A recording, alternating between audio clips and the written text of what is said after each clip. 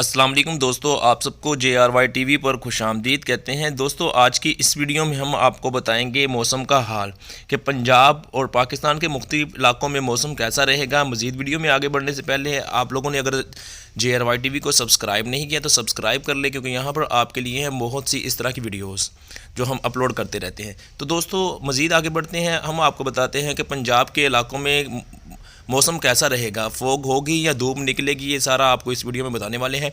दोस्तों, जैसा कि आपको पता है कि पिछले 10 दिनों से पंजाब में जो लोग रहते हैं वो शदीद सर्दी की लपेट में हैं। पंजाब में पिछले 10 दिनों से सूरज नहीं निकला और फॉग ने अपना राज किया हुआ है।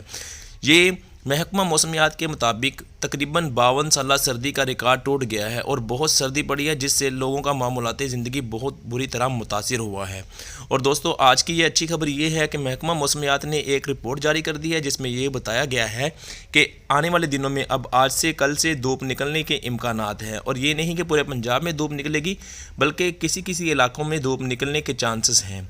और दोस्तों, इसमें यह भी बताया गया है कि पंजाब के मुख्तलिफ इलाकों में धूप में निकलेगी और बहुत से इलाके ऐसे होंगे जहां पर धूप नहीं निकलेगी।